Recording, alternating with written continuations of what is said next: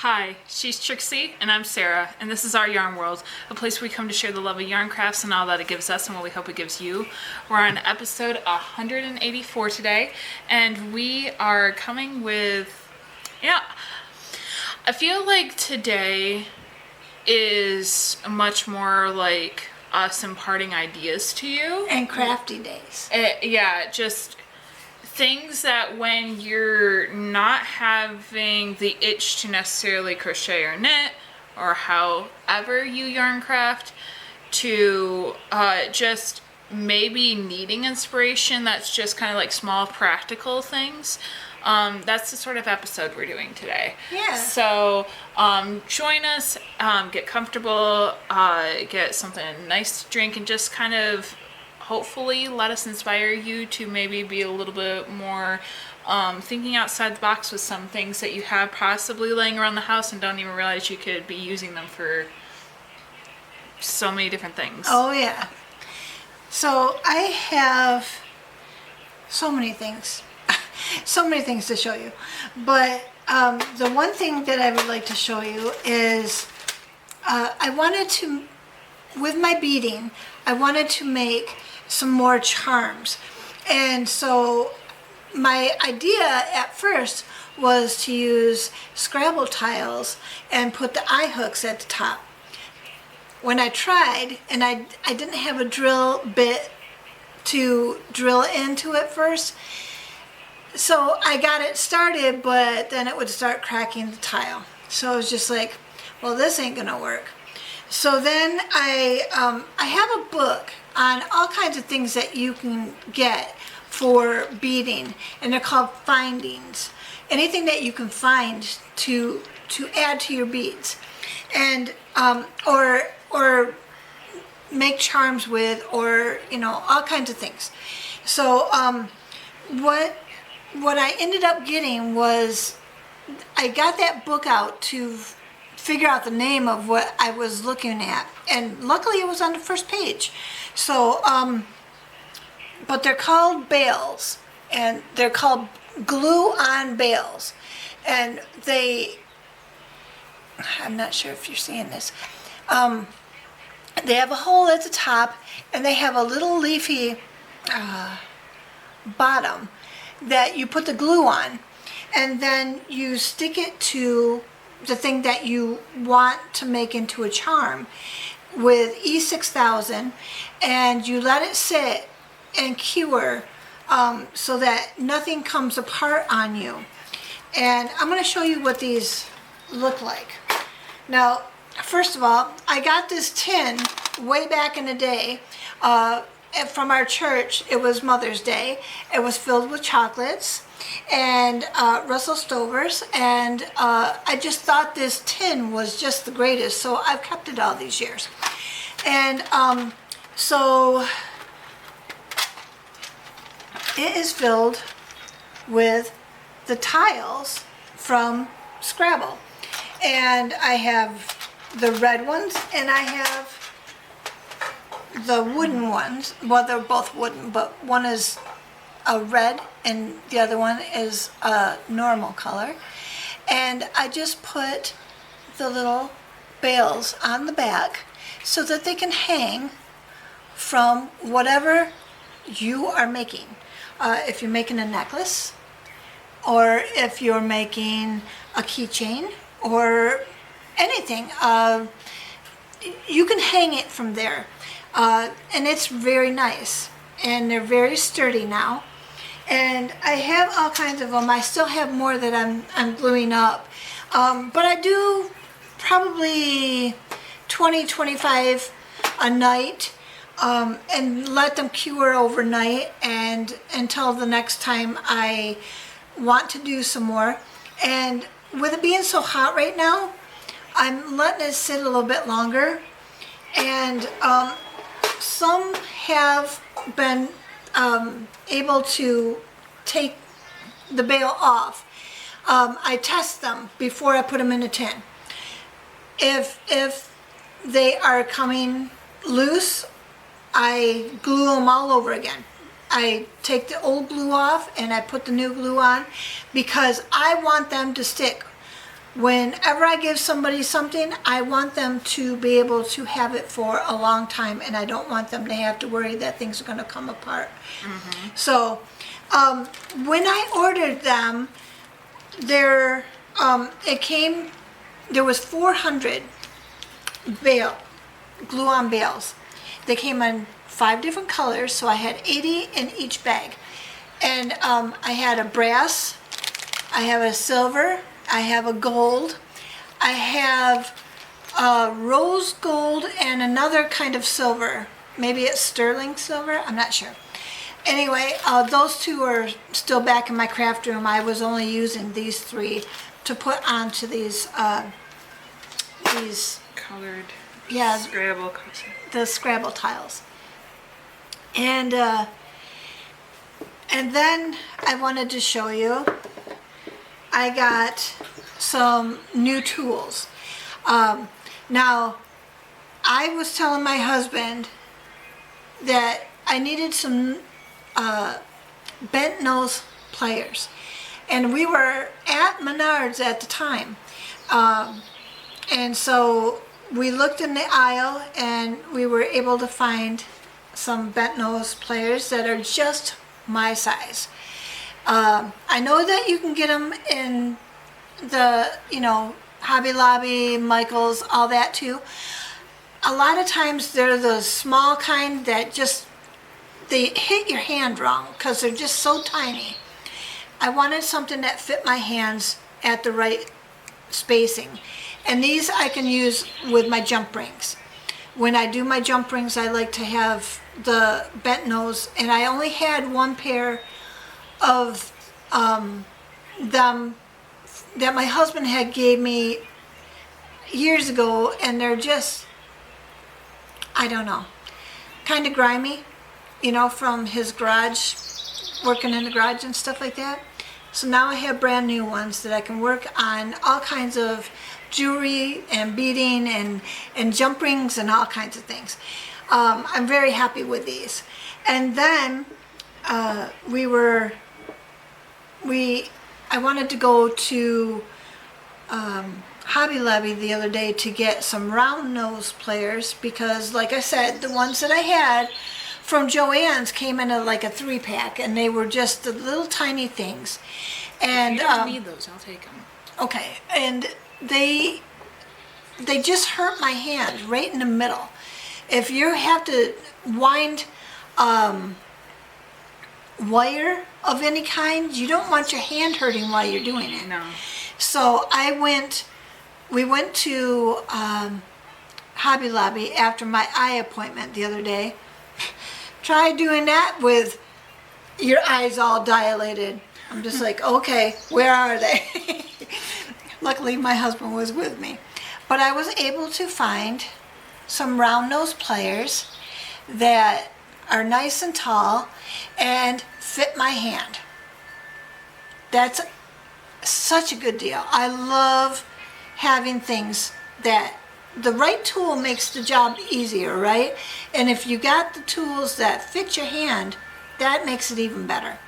So, just like the crochet hooks, they have all different kinds, all different ergonomics and different kinds, because everybody has a different need when they come to crochet hooks. I mean, some like the fatter hooks, some like the thinner hooks, some just, they don't care. Mm-hmm. They just do it with anything that they can get. The right tool makes the job easier. So, I wanted to show you, okay, a couple weeks ago, Sarah and I went to Walmart with the kids, or was it last Wednesday? It was last Wednesday. It was just last Wednesday. And we were looking all over Walmart for all different kinds of things. And we came upon the beads. And they were fun to look at. Sarah found some for her mother-in-law. And they are purple and silver, and she loves those colors very much. So, she asked me to make a purse dangle. Purse jewelry. Purse jewelry, and I was happy to do it.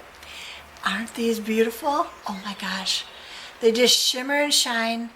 The silver is so pretty. And the purple. And then I was able to add some more beads to it. And these dark purples down at the bottom. And just, I added some of my purple beads. Now I keep my purple beads separate from all the rest of them because I don't know about you, but seems like everybody around me lately has just been loving purple. And so I just keep them separate so that I can find them easier. Since she loves silver, I decided to go with the silver lobster clasp, and it has the momentum at the bottom. And I was able to use silver bails on her mother-in-law's initials, and I put the tiles right on to the dangle. And I think she's really gonna love it. I'll have to have Sarah tell me how she likes it when she gives it to her. So that's what I've been working on all this week. Between getting new tools and getting beads to work with and putting the bails on the tiles, I've been pretty busy this week. So I haven't crocheted at all. But I do have some projects in the works in my brain that I want to get started on, but it's going to have to wait until this heat is just a little bit down because right now it's so hot. We have a sliding glass door right to the side of us, and it's the only way to get some air in here because otherwise we would have been just full of sweat. Still sweaty. I know. So that's what I've been up to. What have you been up to? I've been gardening. And not gonna lie, I haven't been crocheting or knitting. Now, not saying that I haven't wanted to, but what I've noticed that I've been drawing towards is something that I kind of have to be very careful about. Not that there's anything wrong with my creativity, but just in my head I have all these unfinished projects or things I've started, and I'm like, I need to be doing that. But then I'm stuck being like, but I don't have either the grace for the project right now, or it requires space that I don't have. And I don't want to waste my time. I know better about myself. I don't want to put myself getting frustrated with my family or friends. Right now I'm a part-time nanny. There's things where there's a level of self-awareness about, hey, this project just doesn't meet what I'm doing at the time, and the last thing I need is to do something stupid. So, but I've been kind of thinking about certain things, and one of the things is how do I say this? I love impractical crafting. I like to just make things for the sake of making them. I like to make art. I think it's just fun for the sake of having fun. I love to make toys. I love to make fun cushions. I like to just have fun with what I'm doing.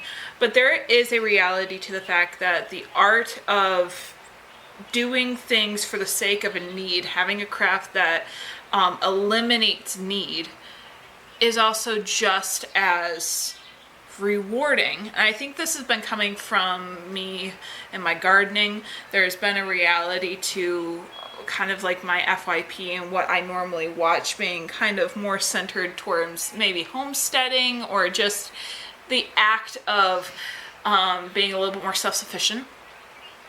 And I've never, how do I put this? I'm not ever mad at anybody who takes the time to do that lifestyle, or the person who takes the time to never make anything homemade and they eat out everywhere. They're still paying for a service of someone else doing that craft. I'm not here to judge anybody, okay? I don't limit anybody by their lack of or determination to live certain ways. Chefs are still artists, and they still Exactly. need to be paid for their services, and people enjoy that. Exactly, that right. So there's a level of that, right? But then I've been having this internal battle of, I don't know how to put this. I found it funny. Someone said it this way, and I think that this is kind of my thing. If I were to claim a toxic trait that I have, which a lot of people on this channel might say, hey Sarah, that's not a toxic trait, but here's what I'm going for. My toxic trait is when I see something, I think I can do it. She does. It's not that I can't. She often does. My issue is that was that the right thing? Was that the right response? And I know that might sound silly, but recently I've been seeing people bring that their job, like how I like to crochet, or you like to do like these dangles or whatever, that's kind of like our knack, our thing. They make they have their sewing machine out, and they do like jelly roll rugs, and they make, and those are gorgeous, right? They're gorgeous. And I'm sitting there being like, I could do that. That's cool. I want a jelly roll rug. But then all of a sudden I'm sitting there and I'm looking at her, and she's like, you can go to my store, you can select a jelly roll, you can select a size, and I will make it and send it out to you. And I'm like, that's what I should do. If I'm going to do it, I should have another creator get paid. Just the like how I'm hoping that in the future my art will be produced. Yes. I have no problem with people being inspired by what I do, but there is a practicality and there is a give or take in our ability to set a balance towards what we give to what we take. Yes. And I think that there is a almost like this overdrive of what can I do, what can I do, what can I do, that sometimes when left unchecked makes you never be able to focus on what you actually want to do. It's just the fact that you can do it, and that it becomes almost like a competition. Yeah. You just, because you can, you're going to, but then you burn yourself out and you're left with half-done projects everywhere, and that has been my experience recently. Yeah. So I am trying to find a way to kind of like make peace and have a little bit more limitations in my life. But what's been interesting is the fact that I have a lot of materials. I have a lot of yarn. I have a lot of clothes in my house. I have a lot of material in my house. And I am trying to produce a bit of a zero waste as much as possible habit with what I'm doing with my time. And I'm not saying that I don't get to have the time to just be creative and do art, because it's who I am. I can't deny myself that. It would be truly self-deprecating to take that away from me. But there's a balance between, I need to start using all the stuff that I have. Because I get stuck on this aspect of, I have this idea for this, and it has to be these colors, and it has to be done this way, so then I'm stuck rushing around the house, and if I don't have it, then I'm going to run to the store, and I'm going to go buy it, instead of actually using what I have. Now, that's one thing I will respect about my mom, is that she doesn't care what yarn she gets, because half the time she gets it from a thrift store, but she will assemble what she calls barrels, and she will wind up any yarn into balls. She color coordinates inside of a big metal trough tin barrel, and then she will assemble a blanket based off of how those colors to her vibe, and she will make a scrappy blanket. And then normally she always have blankets on hand to people in need. In need of a hug is what she normally calls it. And I respect that, because she's limiting waste. She's limiting those things getting thrown out, getting thrown into a landfill, and she's eliminating that, right? But there was this thing with me where I was really thinking about the things that I really could just make, where I don't have to go to the store and buy it. That's not an extension or taking away my energy, because my energy is my time and my ability to be sane. And if my energy doesn't have, if I'm going to overwork myself, that does not sow abundantly, I am wasting effort that could hurt my ability to be present with my family, be present for myself, and it does not hurt, and it hurts my household. So, but things randomly that I've been noticing is like the amount of stuff that if you look up like Earth Day yarn projects or Earth Day fabric reuses, or even just zero waste projects with yarn, fabric, plastics, you will be amazed at how people can upcycle, recycle, or reuse things that you would be like, wait a minute. I didn't even think about the fact that I could reuse it for that reason. Mm-hmm. I didn't think about the fact that I have what I normally go to the store to buy. I have it. It just takes 2 steps and it becomes this to that. And I've been noticing those things and I've been pondering on those things all week. So some things that you and I have done in the past, but not in a way that I feel could be taken a little bit more seriously, like washcloths and dishcloths. Yeah.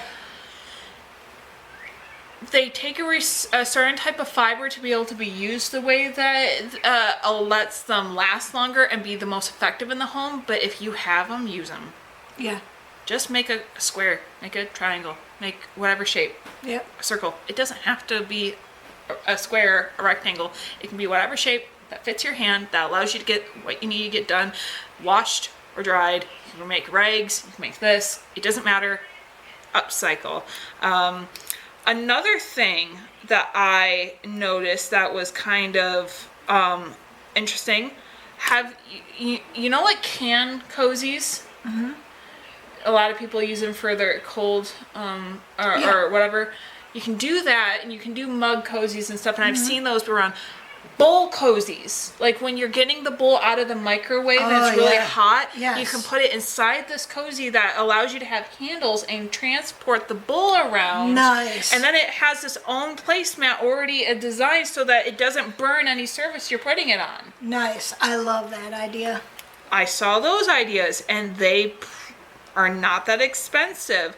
Pan protectors, so those they're kind of like those they kind of look like stars design or like a flower design that you put in between the layers of your pan so you don't scratch like the non-stick or the pan underneath as you're layering the pan. So you put like those cloths in between. You can make those, and they could be good gift ideas. So like I've been seeing this person, I don't know what their name is, but they're called thrift. They do thrift gifting finds for a family member. So like with a family member that they had that was getting married, they end up finding at the thrift store a really nice like picnic basket. They found some wine glasses that matched. They found a throw blanket. They washed the throw blanket. They set everything up, and then the only thing they had to buy new was the wine and the cheese and the crackers. They put it assembled and they gave it to them. Everything else was thrifted in under like $10. And I was like,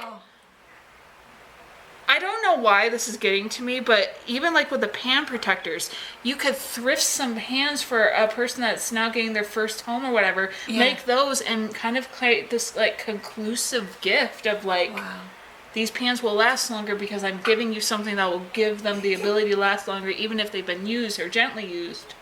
They will last longer because of the protection you've given them. Right. That's just a little bit more homey. You see what I'm saying? Yeah. It can. You can make oven mitts. Apparently, I did see this on Pinterest. There are stitches that you can do that make a thick enough barrier to make oven mitts, or you can just make them oven pads so that they can be put on there. That's cool. I saw a design to be, if you have a loved one in your life, or you are the person that has like baseball caps and you like a lot of them, that you fold it down where the bill's down and you can slide them in and tuck them in, aligning each other. But it's like you crocheted a square and then you put made strips so that they could sling against each other. Oh. And then you can also use those flat bands to also put sunglasses on and stuff, and they can be hung up right next to your door. Wow. Obviously handles for keychains, things that make it more practical so you don't lose your keys. You and I do that all the time. Cord keepers, so like if you're wrapping cords around, like that, there are designs where instead of getting a piece of Velcro, you can crochet something that actually binds it, that's not requiring to do a bow or whatever. It's like make like a flower, make whatever design, then you do a chain, do a circle at the end of that chain, and then when you're wrapping it around, you take that little ring that you've created, put it through the bigger design and pull it tight, and it will hold. Wow. You see what I'm saying? Yeah. Like it allows for curtain holders, same design, but you can gather your curtains with a bigger, like it could be leaves hanging down, flowers hanging down, but you have that chain that comes around, make a circle so that it can draw through so that it can gather your curtains. How fun. Casserole holders, those are great. So obviously start with, you make a square. You know what, I actually saved these. I don't have to describe every single thing to you in detail like I'm doing some sort of charades. I promise. I do have the capacity to, just, okay, this one got to me. You got a Swiffer, you want to make a duster? Just crochet the pad to make a duster for your Swiffer pad. Wow. That one got to me. Make like water. Okay, let's go back and find the thing I'm talking about. It's right here. It's not that far away. So I can just do this. And it was right.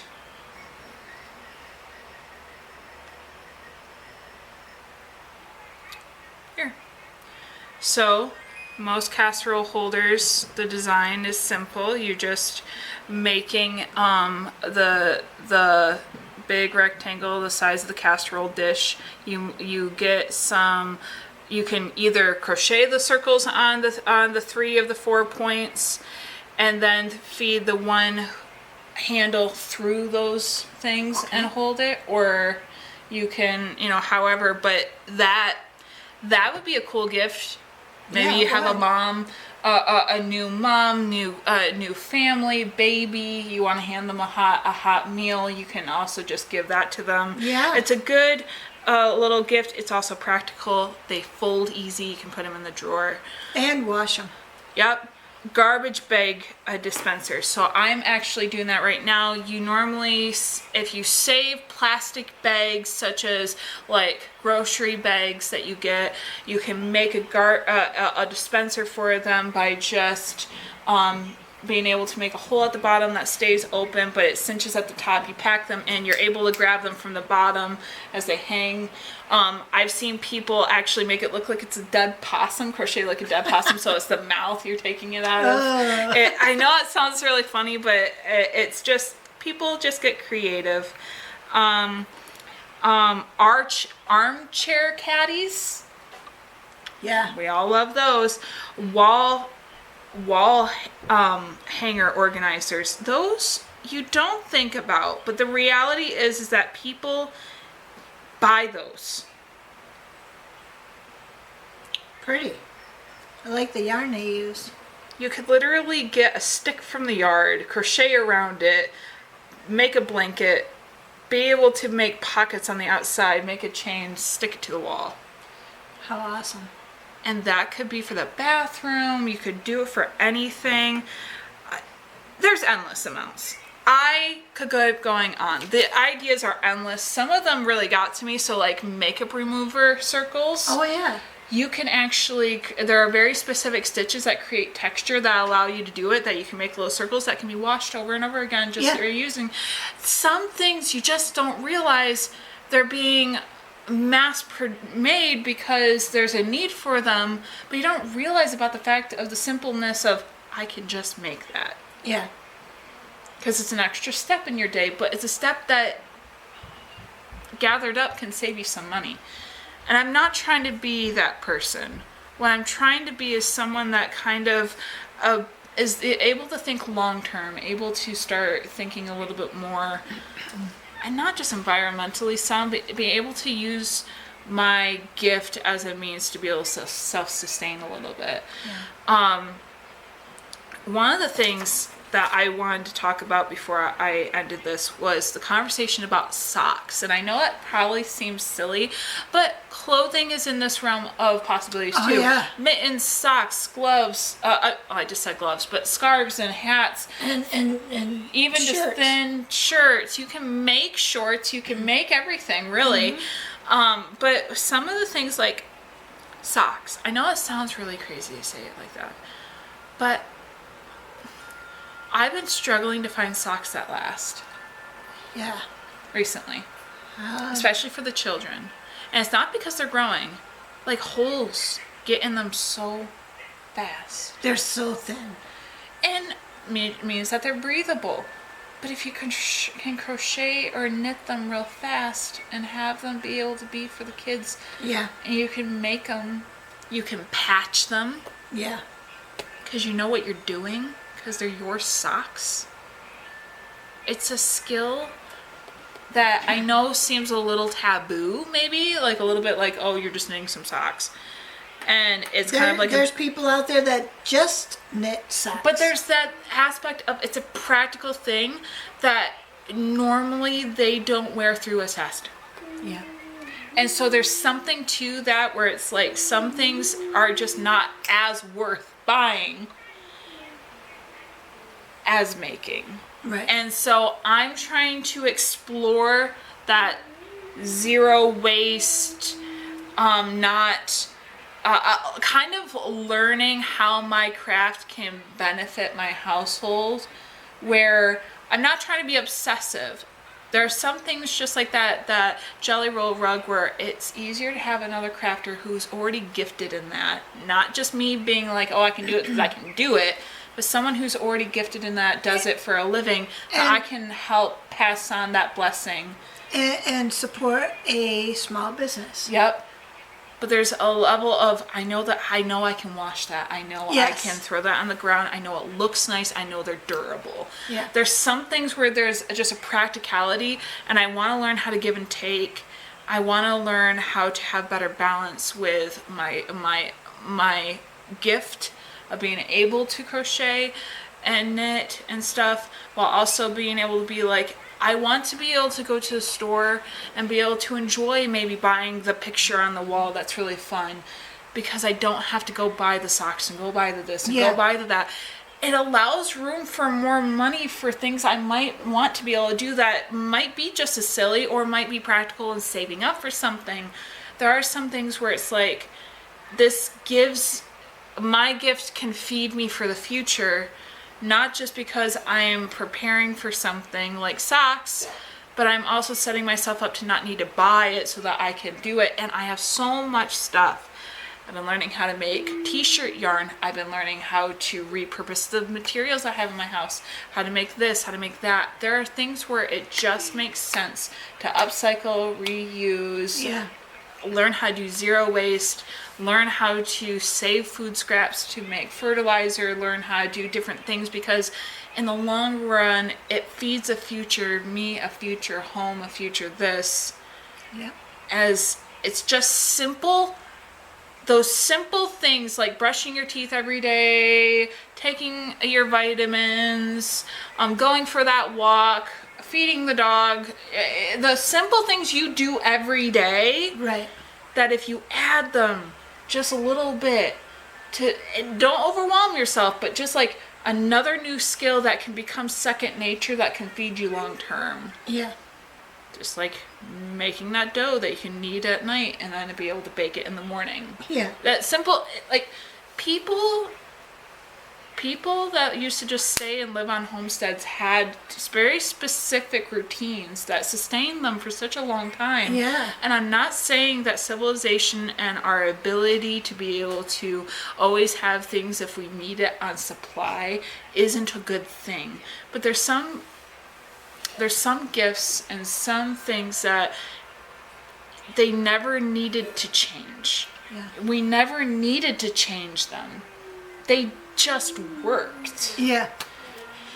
And I realize not everyone has the ability. Some people are sick, some people don't have the mobility, some people don't have the accessibility, and that's kind of where a civilization that does have that extra supply and access, I feel, should be for that population. But for the people who have the ability to do certain things, why not find a balance between being able to use your gift not only for fun, for practicality, while also having that balance of recognizing that just because you can do it, give your time and your money over to the creators that also can do it, so that we're sustaining ourselves as a community and keeping ourselves, our skills, and our community stronger. Yes. I love that. So that's good. It's just been a very interesting week of realizing and cultivating this idea of what can I do? How can I do it better? Right. And that goes right along with our quote for today, which is, have no fear of perfection, you'll never reach it. Yep. Salvador Dali. Yeah, Salvador Dali. Have no fear of perfection, you'll never reach it. And nothing's going to be perfect anyway, but we can strive to make things look good and to do the best we can with what we have and what we can do. And perfection is only for God anyway. If we can strive for it, but we're never going to get it just right. So doing the best we can is what we can do, and we should strive for that. Seeing the people that upcycle plastic bags into making them yarn so that they can be able to I've seen that too. Repurpose plastic bags. Yeah. Because plastic does not decompose for a long time naturally. It will outlive us. Plastic will outlive us. So if we can make it into something else. So there's I could go on. I need to stop. But the reality is like this quote says, it's not about perfection. It's about just trying. Yeah. It's just the act of not being this perfect person, not being picture perfect, not being social media perfect, not being aesthetically perfect. Yeah. It's just making better habits to make a better existence for ourselves and for whoever we leave behind. Yeah. And so it matters. These habits matter. These habits that we set up for ourselves matter. The mindset that we have matters. The way that we think ahead matters. It doesn't have to be us always thinking in the future, us always worrying about all the mistakes we made in the past. It's just about making a decision to try and do and be better. Yeah. And we grow, and as we grow and as we watch our progress grow and our ability to do things grow, and the way that we just kind of cultivate a different mindset as to how we can meet needs differently, we can affect not only our homes but our communities, and really just our lives will be better. Yes. And we'll leave a better tomorrow. Yes. So have no fear of perfection, you'll never reach it. Salvador Dali. That quote will be in our description bar. And as always, we thank you for anyone who's made it this far, anyone who's taken the time to listen to us ramble and talk. And the kids beside us. Yes, because they're getting done. So we're going to say goodbye, and until next time, we hope that you stitch your way To mental health.